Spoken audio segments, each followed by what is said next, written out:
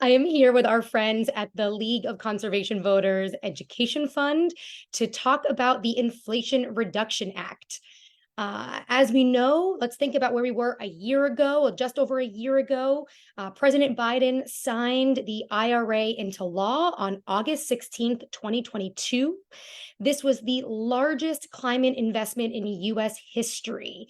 Really exciting moment for us, unlocks a ton of money to be able to help us fight the climate crisis. Before we get to that, though, within this bill, there was a lot of other great stuff too, including the ability to reduce costs for those on Medicare, including creating a new prescription drug law that allows Medicare to negotiate differently for certain drugs with different drug companies to get lower costs, including the $35 a month cap on insulin charges through Medicare. This took effect January 1st, 2023, and the negotiated drug prices will be in effect in 2026. That will be a direct savings for people, and really excited that the federal government was able to put that into play. But the big crux of this bill that we're talking about today, in the IRA, it includes $370 billion in clean energy and climate funding through a mixture of tax breaks, grants, and loans. This is money that is available for people in our communities to shift your homes and many other things, shifting into renewable energy, which not only is better for our planet, but will also save you money. And so today we are joined by Julie Tai, the New York League of Conservation Voters president, and Matthew Sultan, who is with the Voters Education Fund through the League. Thank you both for being here today. I will say, feel free to ask questions. Additionally, on the Bond Act, the $4.2 billion Bond Act that voters approved last year on the ballot, that is funding more for municipalities and such to be able to do big environmental projects, but they are tied together. Of course, state funding and federal funding are always tied together. So feel free, put questions in the chat.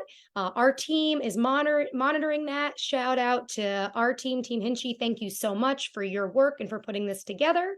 Put questions in the chat. We've got a couple submitted. We'll have time for Q&A afterwards. But right now, let's jump right into it. Julie, over to you. Thank you so much, Senator, for that gracious introduction and for hosting this tonight. We think it is really important to make sure that people are aware of what's happening and what's been made available from the federal government, in addition to all the great work you do here in our state. And I do want to commend you for your unwavering commitment to the environment and dedication to advancing sustainable policies here in our state. It's truly commendable. You already kind of encapsulated it in the moment, but we're talking about a really monumental achievement. The Inflation Reduction Act, or the Federal Climate Act, is the largest investment the country has ever made, and it's quite possibly the largest investment any country in the entire world has ever made in fighting climate change. It really marked a turning point in our nation's commitment to a healthier and greener future. This clean energy plan works by incentivizing both people and businesses to make greener choices. The IRA is paving a way for a cleaner, more resilient future, and it demonstrates that environmental policy can be a win-win for both our wallets and the planet, as you said. In the moments ahead, I'm going to talk about these incentives and the myriad of consumer benefits that are available. There are more details that are going to come out later. They're still rolling out this very massive plan as they're making sure that they're wisely spending taxpayer dollars. I do want to thank all of you for joining us tonight. I hope you'll find this information useful and actionable. We have put together at the League of Conservation Voters Education Fund an IRA consumer guide that's available on our website. So if you're not already on our list, please feel free to sign up on your way out so you can grab that information and make it available. So we can go to the next slide. So we know that this Inflation Reduction Act covers a lot of things, right? $370 billion is real money, and it's not for any one thing. It's for a lot of different things. It's funding for clean energy. It's funding for clean transportation. It's investments in agriculture, for healthy communities, for clean manufacturing, for helping decarbonize our buildings, for investing in public lands and water. So it really covers a whole array of issues that impact climate change. We can go to the next slide.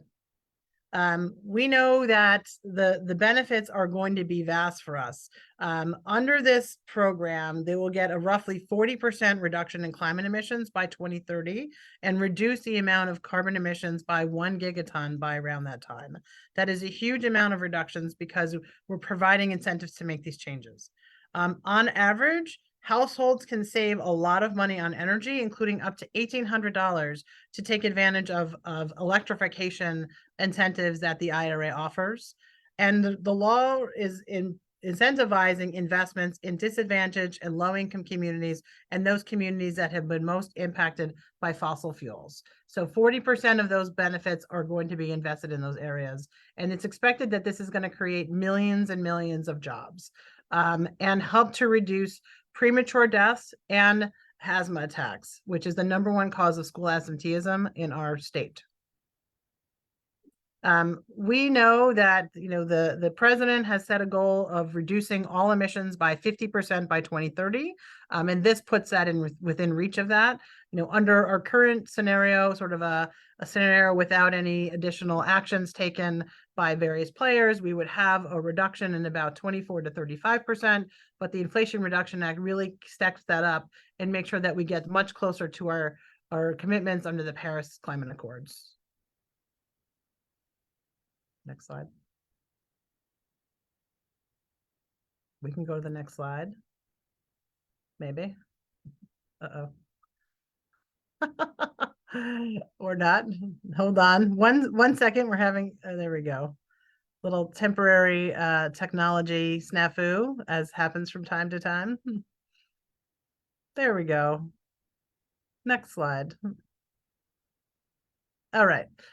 So there are some big clean energy incentives that are available. Most of the clean energy incentives that we're talking about on this slide are about what companies are doing to invest in clean energy. So there's been a 10-year extension of a 30% tax credit for investments in clean renewable energy and energy storage and in what they call direct pay. So direct pay is where, like, if you're not a taxpayer, you can't get a tax credit under the federal law. So direct pay means they're basically going to give you the same amount of money as you would have gotten if you were a tax-paying entity. So that's really about not-for-profits who are not required to pay federal taxes.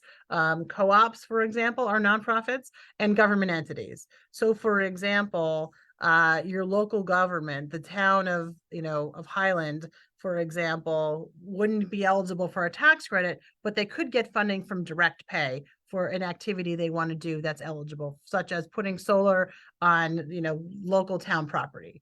There's an additional 10% bonus for new renewable energy and energy storage projects in low-income communities, really trying to help out those communities that have the least to be able to afford some of these, because we know those areas need more investments. And there's a $27 billion greenhouse gas reduction fund that's going to be helping to promote more investments by private industry in clean energy. So that is really a big fund that's available to help promote private investments on that front. For transportation, some of the big things that are starting to be out there much more publicly is there's electric vehicle tax credits of up to $7,500.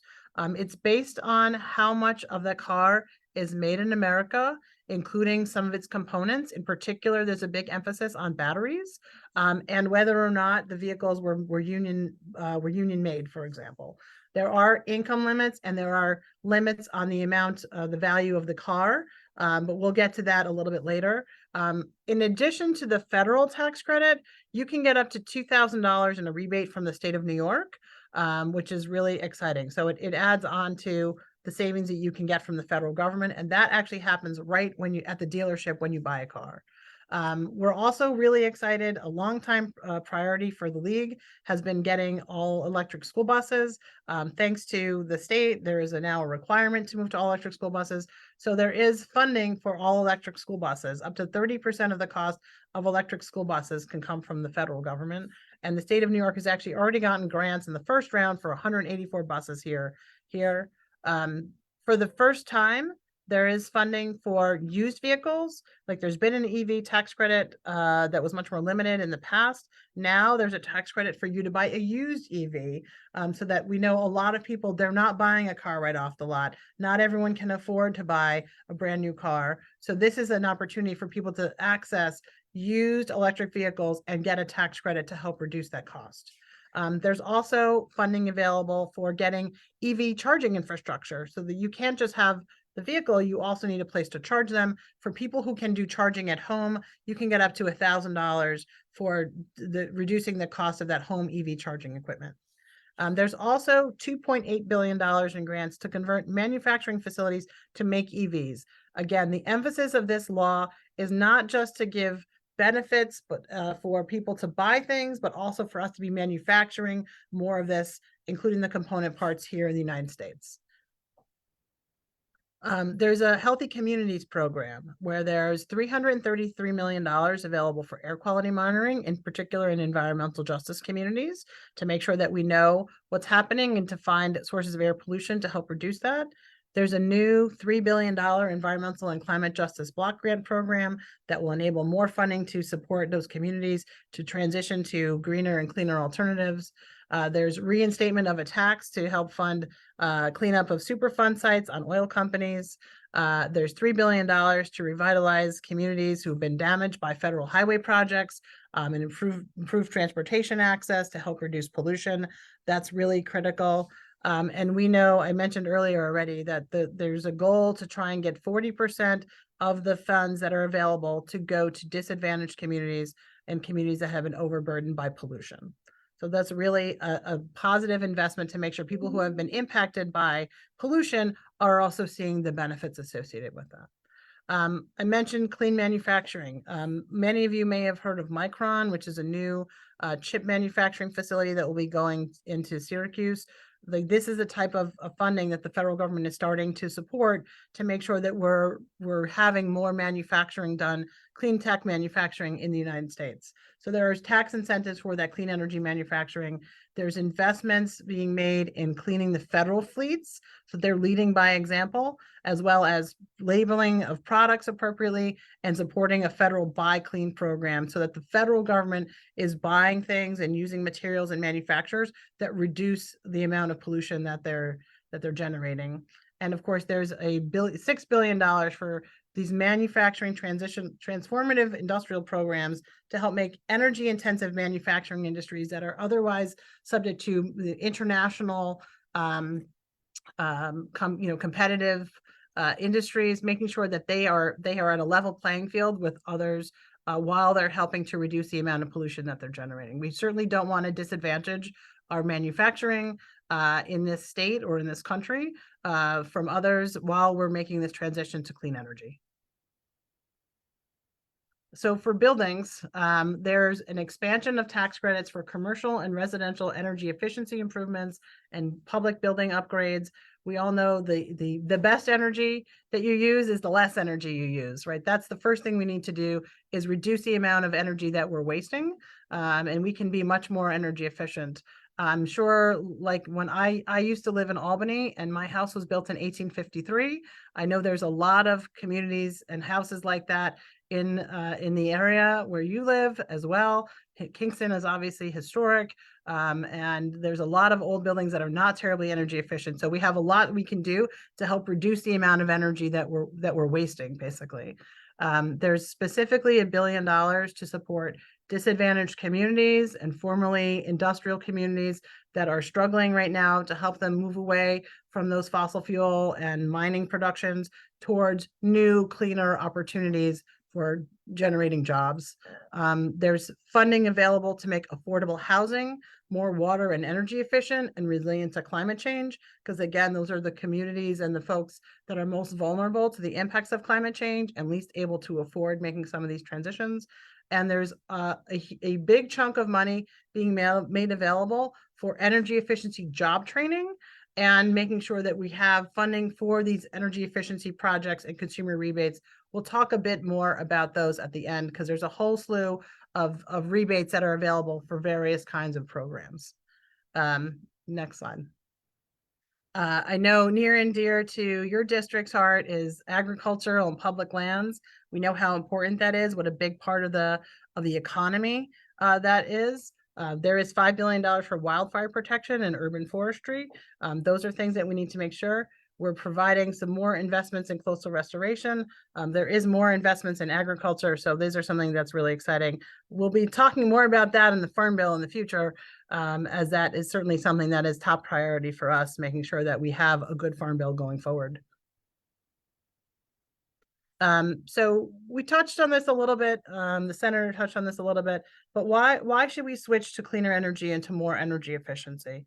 We're going to have cleaner air because we're going to have less air pollution. As I mentioned earlier, asthma is the #1 cause of school absenteeism, and that also causes parents to miss work because they have to take care of their kids. There's more hospital bills that are paid as you go to the doctor. So there's a lot of opportunities beyond just asthma, but that is a very, very tangible thing that people can understand and realize that there's a lot of opportunities to reduce the amount of air pollution that we have. If you use less energy, you're going to save money, right? That's just plain and simple. That's really exciting, an opportunity, and there's going to help you get new appliances, for example. There's incentives that will help you get newer, more energy efficient and cleaner appliances in your homes. So our friends at Rewiring America have created an IRA savings calculator to help people figure out how much you yourselves would be able to save under the Inflation Reduction Act.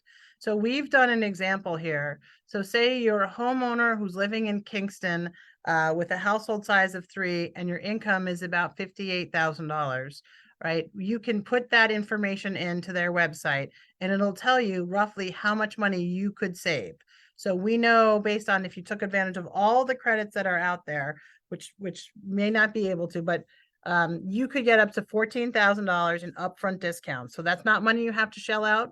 It's money that you will save when you're going to take advantage of the various rebates that are out there because they're on the hood type of rebates. You can be eligible for up to 100% of the cost for certain types of equipment that's out there. There's another $5,200 in tax credits that would be available, and you're estimated that you would save about $1,100 a year in energy efficiency. So that's if you took advantage of all of these items together, but that is the opportunity that you could get.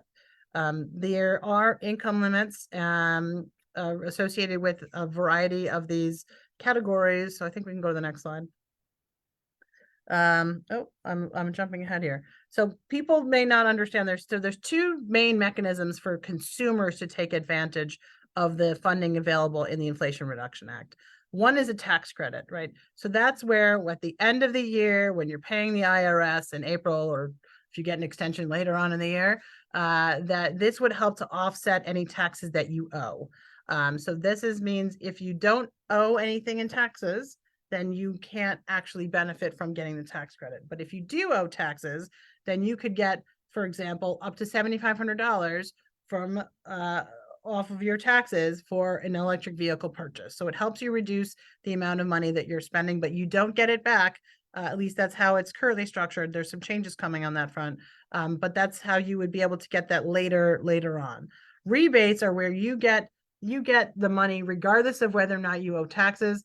And most frequently that's applied right at the point of sale, right? So for example, right, as I mentioned earlier, if you're buying an electric car in the state of New York right now, you get that $2,000 off the hood before you pay anything. It reduces the amount of money that you have to pay when you purchase the vehicle.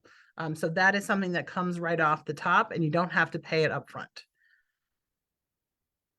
So eligibility is based on the area median income. So you're not treated the same as if you live in New York City versus Buffalo versus California. This is really hyper localized so that it's taking into account the local economy and what the area median income is. So for Kingston, the area median income is $58,840. That means if you have an income of less than $47,000 for the household, you can get up to 100% of the project cost covered for eligible projects. If you're making between $47,000 and $88,000, you can get up to half of the cost of the project. So this is to make sure that people can take advantage, and you're providing more benefit to people who can least afford it. For electric vehicles, right now, for purchasing a car, the car cannot cost more at an MSRP of $55,000. For SUVs, vans, and pickup trucks, it's up to $80,000, depending on the model of the vehicle. There's also income caps on how much money that you can make, and it depends on whether or not you're filing by yourself as a head of household or as a joint filer. But if for a single person, it's $150,000. For head of household, it's $225,000. And for a joint filer, it's $300,000. Again, starting in 2024, they'll be able to do this right at the point of sale, so that you can reduce the amount you're paying on the front end rather than having to wait to pay it off in your taxes. So that's going to be something that starts next year. So there are, again, a whole slew of items that you could be purchasing and get credits from the federal government. Some of them are available now. There's a lot of details on all of this. We have links. This presentation will be available on our website, and I'm sure we can send it around in the follow-up email. But there is funding for battery storage installations that you can get credits for. If you want to get geothermal heating, that's something that you can get a credit for now. There's also a New York State credit that we passed last year. Thank you, Senator, for that. Again, the electric vehicles we've talked about, that's available now. Rooftop solar, used electric vehicles, heat pump air conditioners and heaters, heat pump water heaters, weatherization, which is where you're making your building. If you're putting insulation in, for example, that's considered weatherization. Electric vehicle chargers, and oftentimes you need to upgrade your electric panel in order for you to do some of these other things. So those are all credits that are available now. There are more that are coming next year, right? So I think we have heat pumps on both of these lists, just for the record. But some of these are going to be more available later. More information will be available later. But you can get a higher level for heat pump air conditioners, for electric panels, for energy efficiency, for electric wiring, for the heat pump water heater, for all of these items, for heat pump clothes dryers, for electric or induction stoves. So more information is coming on those, and we expect it's going to be the first quarter of 2024. So that's going to be something that comes out more. We are waiting for the IRS, I believe, on a lot of these, and you'll be shocked to know they are not the fastest moving government agency that's out there. I feel like we might be near the end. All right, so there are more things. The nice thing is you can add these programs together, right? You can get funding from the state, and you can get funding from the federal government for a variety of projects. So NYSERDA has a lot of information about funding that's available on their website as well, but they have something called the Assisted Home Performance with Energy Star program that provides discounts of up to $5,000 per household for projects that qualify based on your income. There's funding available for heat pumps from the state for that. It's between $1,000 and $4,000 of incentives that you can help to support you getting a heat pump. Central Hudson, the local utility, provides a rebate of up to $1,000 for hot water heaters that are using heat pumps. And they have a up to $2,000 credit for ground source heat pumps, so that you're transitioning people off of gas potentially, or off of petroleum or oil of some sort, propane, onto using heat pumps. This is a good way to take advantage of that, taking advantage of all this free money. I mentioned already, there's on the geothermal, you can get up to $5,000 in tax credits from New York State, so that you can help to transition over to a more reliably priced form of heat, because geothermal, once it's installed, is pretty much, you're not paying for any fuel. There's no fluctuation the way there is for gas or heating oil or things like that. So there's a lot of things that are out there. It's complicated, I'm not going to lie, and we've not gone into a huge amount of depth on each of these things, because it really depends on what you want to get for your household. But we wanted to make sure people are available and are looking for all these tax benefits and rebates that are available to help you to make the move towards clean energy options for a variety of different components and appliances in your homes, and taking advantage of the state funding that's available as well. I feel like this is our last slide. Oh, there we go. And I know we have some questions. Yes, thank you, Julie, so much. And Matt, thank you for moving the presentation. Appreciate it. There's a lot of good information and a lot of money that people should be taking advantage of. So we had some questions that were submitted previously, and we've gotten some questions today in the chat. Please continue to put questions in the chat. As we're asking, if you think of something, please put it in. And just a reminder that this presentation will be saved on our page, and we will circulate it around too. So for anyone, if you know friends and family members who are not tuning in today, right now, feel free to send this to them afterwards if you think it would be helpful. First question for you both is, there's a lot of great information in here. As you said, we can send around that list. Who can people call? Where can people go to get more information on each of these individual rebates or tax credits that's available? Well, I'd say that I'd say the first place that one can go is to our website. I put it in the chat here, and your team can put it in the Facebook comments. It's nylcvef.org/IRA-guide/. And that's just going to give you kind of general information about what might be available. And that guide itself contains different links, such as the IRA calculator that you saw Julie go over. And then there are resources from NYSERDA that Ethan just put in that goes over some of these as well. Great. And I know our team is putting in the link in the Facebook comments, the link that you referenced, Julie, in the presentation, for people to be able to calculate what they would be able to get. So that will be in the comments as well. Definitely play around with that. We have a question from John from Highland. He just completed a ground-mounted solar installation with net metering. He would like to know what provisions the IRA includes that he should be aware of and how to fully take advantage of them. Yep. So basically, like Julie went over, if you're doing a solar project and you apply and you qualify for it, you can get 30% of the cost covered. That's if you did the project in 2023. Unfortunately, if you did it prior to that, you're not going to be eligible for that credit because it was before the things went into effect. But if it's this year or in the future, you'll be able to apply for that 30% tax credit. So depending on how you file your taxes, you should definitely be aware of this. Like when you go to file your taxes, if you have an accountant, you should flag that for them. If you use one of those online services, they usually will have a drop-down menu and they will offer you what those various opportunities are. And if it's not there, you should definitely seek it out through one of those. But they typically, those online services like TaxSlayer, they will typically update their systems every year to identify some of those tax credits that are available, both from the state and from the federal government. Thank you. Our next question is Kitty from New Paltz. What green methods and or sources will New York adapt or develop to provide electricity?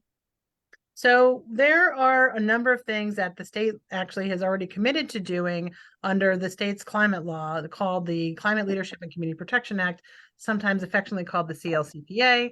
But the state's climate law essentially says that we have to have all of our electricity be zero emission by 2040. And the ways that we're getting there are we're planning on getting 9 gigawatts of energy from offshore wind.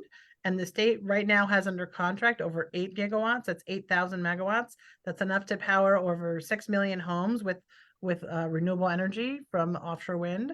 There is a commitment to do now 10,000 megawatts of energy from community solar.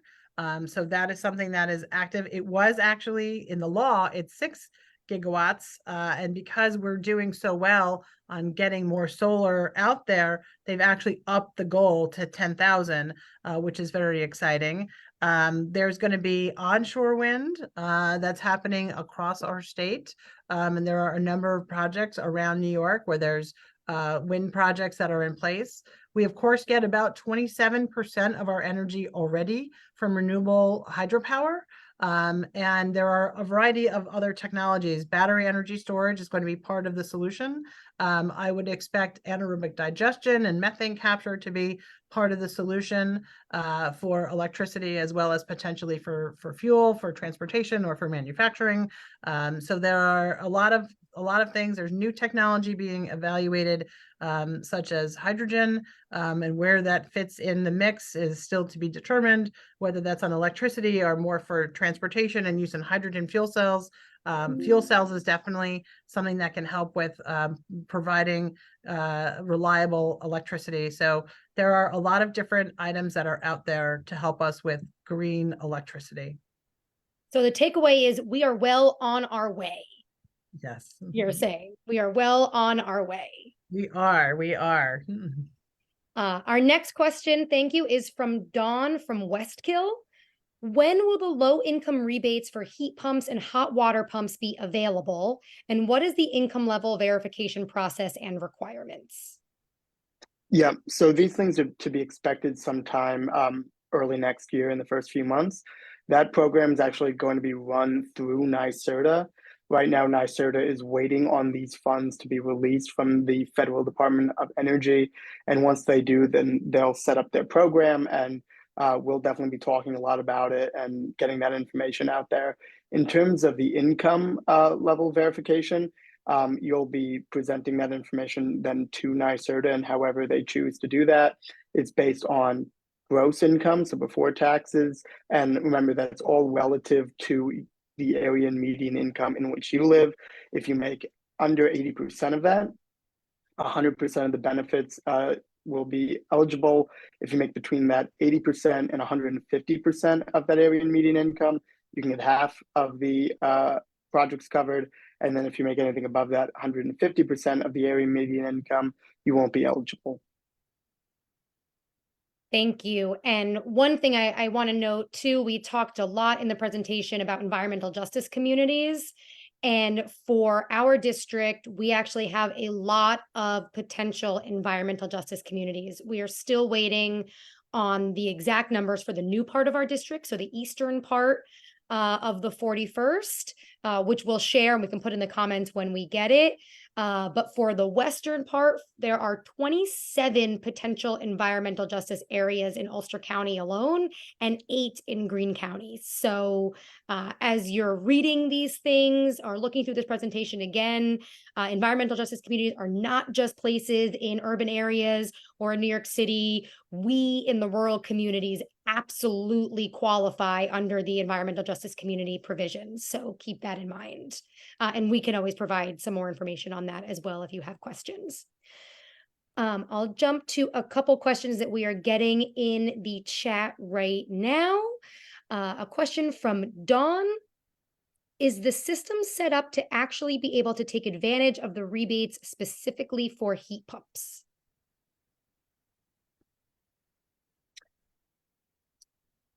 Yeah, so so there are different types, as Julie kind of went through the list there, what you're eligible for. Specifically for heat pumps, there are different types of heat pumps. There's the air source heat pump, which will be replacing heating, and then also your AC unit. It's one unit that can heat and cool.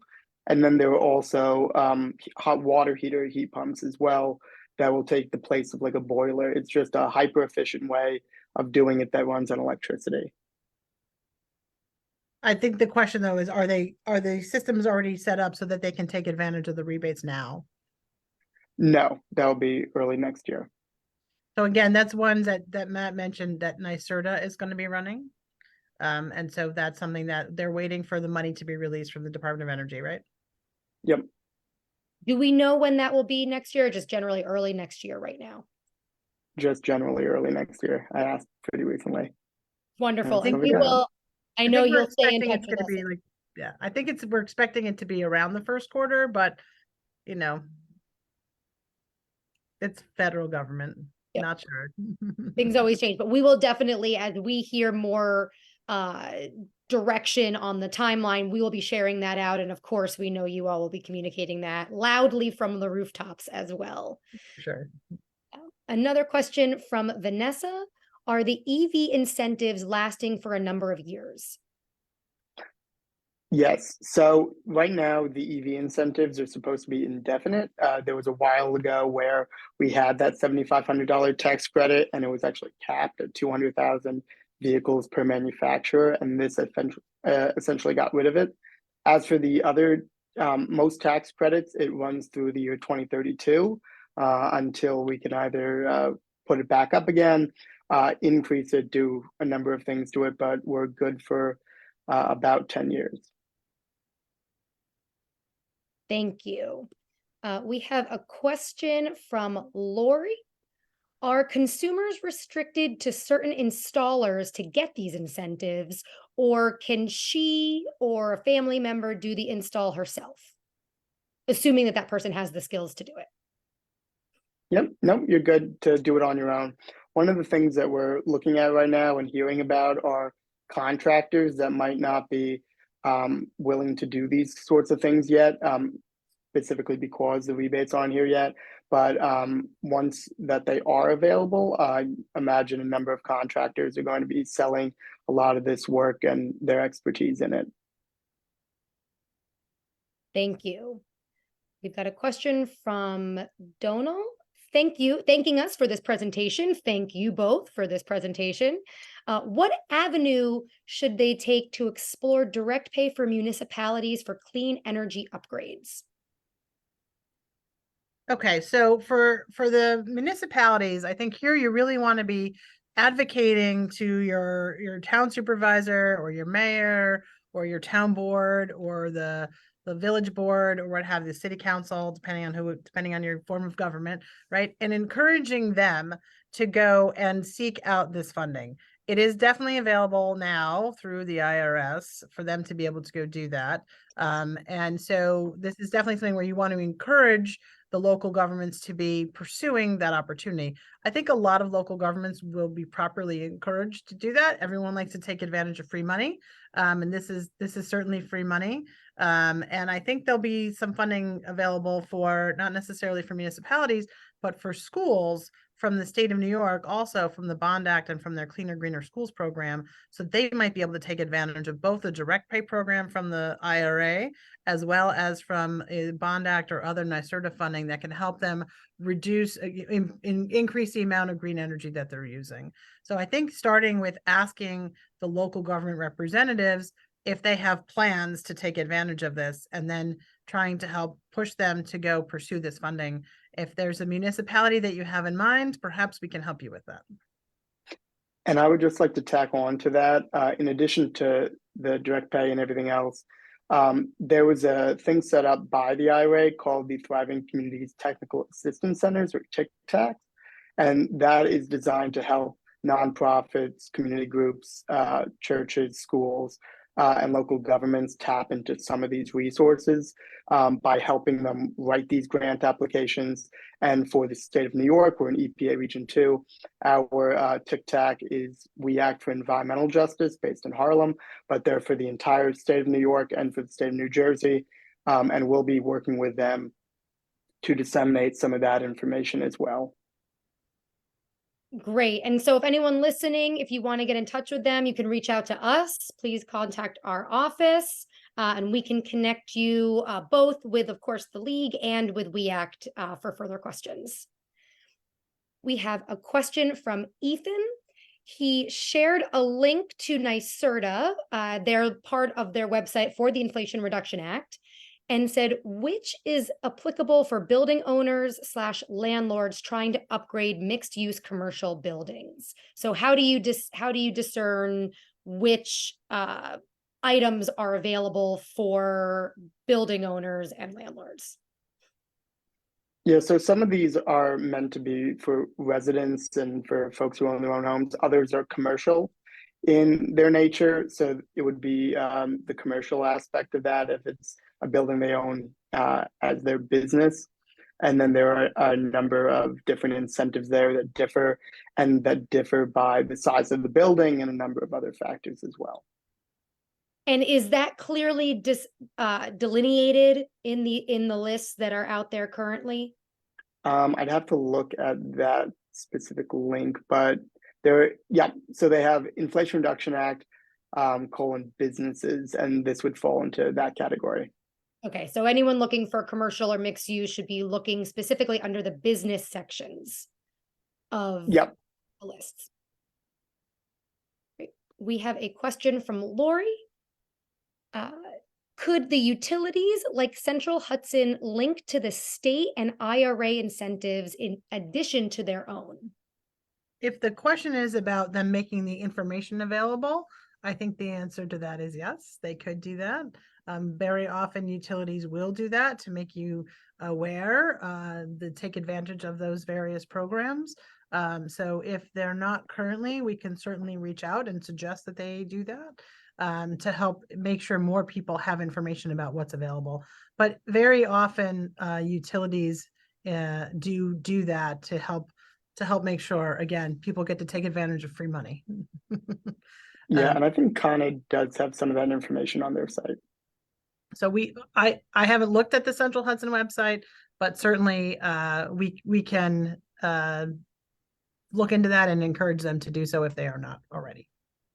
And we will do that as well with our contacts at Central Hudson. That's a great thing that they should be promoting. And again, they have done, and I know that they've promoted some of the geothermal rebates and such that we've had before, but with all of this coming down, they should be prepared to be promoting all of it, which is great. We have another question from Rich, who was actually something that I was wondering. So thank you, Rich.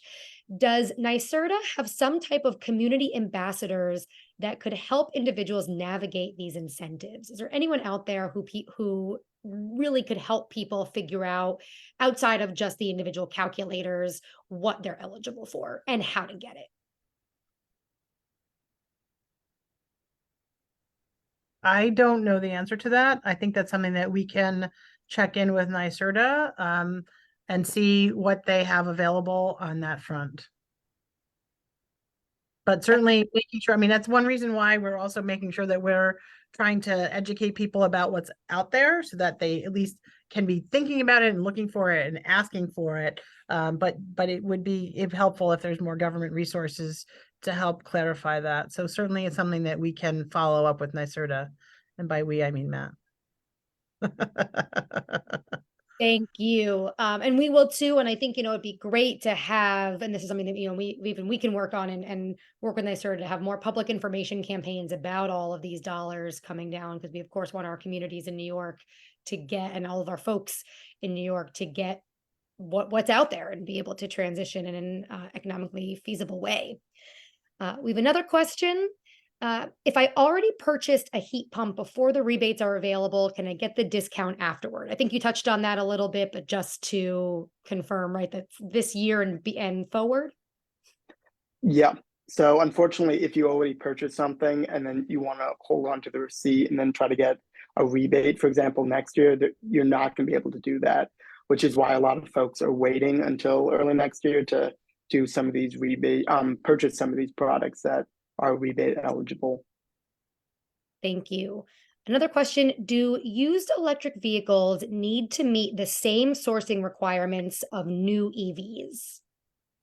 So they actually don't. They're much more lax for the used EVs. The only criteria is that it's a used EV for under $25,000, but the sourcing requirements and the battery and the final assembly requirements don't take effect. Okay. And do hybrids qualify for the EV tax credit?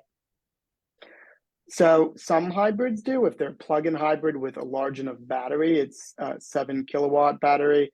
The IRS has a website that actually has a list of current vehicles that are eligible for these incentives, but just a regular hybrid that might take gas will not, but then all electric vehicles will. Great. And I don't know if we touched on this yet or not, but how is median income defined? Yep. So median income is defined within an area in median income zones based on zip code, and it's done with the data within that specific community. So that's why for this example, we chose a zip code in Kingston. So that is something that the federal government does for a variety of different programs that exist. So it's not unique to this particular program. So that is something that based on data that is already out there and collected and processed by the US government. Thank you. And coming off of those coattails, we have another question here. Is there a plan to help those of us who fall above the median income so that we too can benefit? So folks who actually do fall above the median income can benefit from this. If you're making less than 80% of the median income, you get 100% of the benefits. If you're between 80 and 150% of the benefits, then you can get half of these projects covered. It's only the folks who make over 150% of that area median income, or 1.5 times, that won't be eligible for some of these. So yeah. And But- the idea, sorry, Julie. Go ahead. Oh, please. But to your point, Matt, that means that doesn't apply to everything. Yep. Right. So it depends, and maybe we could try to identify which ones are income limited and which ones are not. Like we mentioned, for example, more specifically about the EV credits, for example, that's higher, right? It's $150,000 for an individual, or $300,000 for a household. So that's well above the area median income, but that applies no matter where you are. Right. So that is the same if you live in Kingston versus if you live in California or Buffalo or what have you. So that's the same regardless of where you are, whereas other ones are more specific. It's hard because there's so many nuances for each individual program, and we're trying to provide as much broad information so that people realize how many different things that are out there to help get funding available. Mm-hmm. But through this presentation, through talking with you and through talking with folks at WEACT and of course our office, as much as we can give more information, or at least point people in the right direction to be able to get what's best for them. Right. Exactly. Great. And we touched on this a little bit, but just it looks like we are running out of questions here. I think we've covered a lot of good stuff, but is there a place that people can get detailed info and access to these tax credits and incentives? Yeah, so I think we touched on just a little bit. So we have information on our site, and there are different links through the IRS about some of these information. The goal of our consumer benefit guide, which we put in the chat, is sort of to break down some of that information from the IRS. It can be a little bit bureaucratic in language, and make it a little bit more easy to read. Wonderful. I'll give it a second if anyone has any additional questions to put in the chat, but I think it's clear there's a lot out there and it makes sense to take advantage. It can be really daunting. It feels really overwhelming. It's overwhelming to me, trying to figure out what I can qualify for or what we should do and when it's available, but it's definitely worth putting in some of the time to figure out where they are, what we qualify for, and how to do that going into next year when these are available. Because not only will we save money in upgrading our homes and our appliances and our heating systems, but we all will save money on the back end, and using more energy efficient appliances and heating structures will save us a lot of money, and will also then clearly hit the goals of the CLCPA faster for using less energy too. So it's kind of a circular system here that we can all be part of, making sure that we have a planet to live on for the next generation. And I really commend President Biden and the federal government for this incredible investment, this really historic investment in the shift to renewable energy and making sure that it's affordable, much more affordable for people of all walks of life across all of our communities. And thank you very much, Julie and Matt and everyone at the League's Education Fund for the work that you do. It's great to partner with you on this, and I know you'll be a great resource for everybody listening in today. Great. And I actually just want to mention there's 2 companies that are in the area that have already taken advantage of the IRA from the on the sort of the more the commercial level. One is a company called Magruder Solar in Ulster County. They're doing a 5 megawatt renewable energy project, and they're investing $6.7 million. There's a West Shore Solar project that's also in Ulster County. That's an investment of $3 million for 2 megawatts of solar. So we have like companies that are specifically in the area who are already taking advantage of this. And in the state, private companies have announced about $47 billion of total investments as a result of the recent federal action across multiple legislation, the CHIPS Act, the Bipartisan Infrastructure Law, and the Inflation Reduction Act, including, over $40 billion for semiconductors and electronics, almost $700 million for EV and battery manufacturing, $2 billion for clean energy manufacturing, $547 million for biomanufacturing, and $2 billion for clean power. So there's a lot that New York is going to be benefiting from as a result of this. That's not the amount just from the federal government. Those are the combined investments that they'll be able to take advantage of because of these laws that are out there. So we're really excited about that. That's great. And we've got just under the wire here, one more question. Can we talk about good resources for home energy audits? So NYSERDA actually has on their website by region a number of home energy auditors that you can look at. I myself had that done from their list of energy audit companies. That is a great idea to do. Very often your utility will pay for it or it'll be free from NYSERDA so that you can see what can be done and how much money you could save by taking different actions. For example, they'll tell you whether or not it's worth it to put in new windows as opposed to how much money you'll save and how much it'll cost to put in insulation. I know a lot of our houses are very old and they're not properly insulated. They'll tell you that. They'll tell you, how much you could save by getting a heat pump and these other types of technologies. So I would really suggest going to NYSERDA, and I would suggest looking at your utility provider. Again, I have not looked at Central Hudson, but I know that when I had it done in my home in Albany, National Grid had information about it on their website. So I would not be surprised if Central Hudson doesn't have it on their own.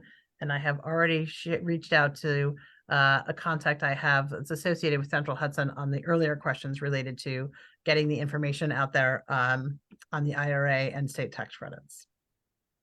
We love real-time follow-up. Thank you. That's great. And a great point. Thank you, Dawn, for that question about home energy audits. It's really important, especially going into next year when this will be available. But just for everyone to know, everyone should be looking at that for their homes. It makes a lot of sense.